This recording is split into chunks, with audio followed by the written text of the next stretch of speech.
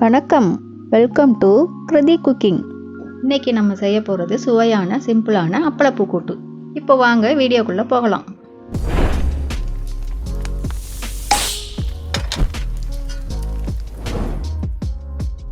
இப்போ ஒரு கப் சிறுபருப்பை ஒரு பாத்திரத்தில் கொட்டிக்கிறோம். இப்போ அலசி வச்சிருக்க சிறுபருப்பில் 1.5 டம்ளர் தண்ணி ஊற்றி வேக வச்சுக்கிறோம். இப்போ சிறுபருப்பு வெந்துடுச்சு, ரொம்ப குழையாமல் பதமாக இருக்குது. இப்போ இறக்கிடலாம். இதுக்கு இப்போ தேவையான பொருள் என்னென்னு பார்ப்போம். முதல்ல 4 வெங்காயம் நான் கட் பண்ணி வச்சுக்கலாம். அப்புறம் ஒரு தக்காளி, கொஞ்சம் கருவேப்பிலை, 4 பூண்டை தூளாக கட் பண்ணி வச்சுருக்கேன். அப்பளத்தை சின்னதாக கட் பண்ணி பொரிச்சு வச்சுருக்கேன்.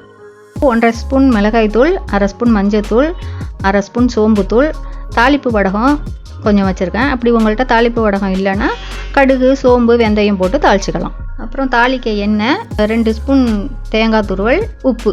இப்போது சிறுபருப்பு வேக வச்ச தண்ணியை வடிகட்டி தனியாக வச்சுருக்கேன். இப்போது அடுப்பை ஆன் பண்ணிட்டேன். கடாயை வச்சு அதில் 4 ஸ்பூன் எண்ணெய் விட்டுக்கிறேன். இப்போது எண்ணெய் காஞ்ச பிறகு அதில் சோம்பு 1/2 ஸ்பூன் போட்டுக்கிறேன். இப்போது வெங்காயம், பூண்டு போட்டு கொஞ்சம் வதக்கிக்கிறேன். அது வதங்கின பிறகு கருவேப்பிலை, தக்காளி போட்டு ரொம்ப வதக்கக்கூடாது, லேசாக வதக்கிக்கிறேன். இப்போது சிறுபருப்பு வேக வச்ச தண்ணியை ஊற்றிடுறேன். 1/2 கிளாஸ் தண்ணியும் ஊற்றிக்கிறேன்.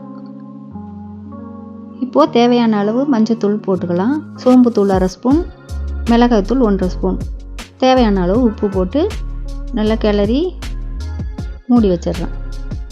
இப்போது வெங்காயம் வேகிற வரைக்கும் இருக்கட்டும், அப்புறமா திறந்து பார்க்கலாம். இப்போது திறந்து பார்க்கலாம். இப்போது வெங்காயம், தக்காளி எல்லாம் நல்லா வெந்துடுச்சு. இப்போது சிறுபருப்பை அதில் போட்டு கிண்டணும். கிண்டிட்டு தேங்காய் துருவல் ஒரு 3 ஸ்பூன் போட்டு அதையும் நல்லா கிளறி விடணும். இப்போ தாளிக்கிறதுக்கு ஒரு கரண்டியில் எண்ணெயை ஊற்றணும். எண்ணெயை ஊற்றி எண்ணெய் காஞ்ச பிறகு அதில் தாளிப்பு வடகம் போடணும். போட்டு 2 கருவேப்பிலையும் போட்டு இப்போ இதெல்லாம் நல்லா பொரிஞ்ச பிறகு குழம்புல கொட்டி நல்லா கிளறி விடணும். இப்போது அந்த அப்பளத்தை உடச்சி போட்டுக்கிட்டிங்கன்னா நல்லாயிருக்கும். உடச்சி அதில் போட்டு மெதுவாக கிளறி விடணும்.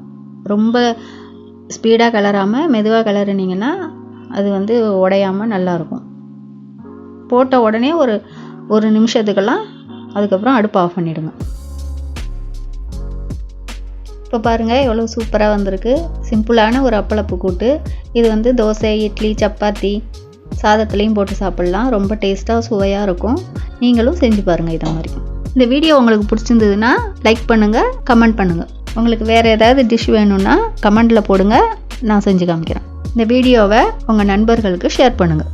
மறக்காமல் சப்ஸ்கிரைப் பண்ணுங்கள். நன்றி, வணக்கம்.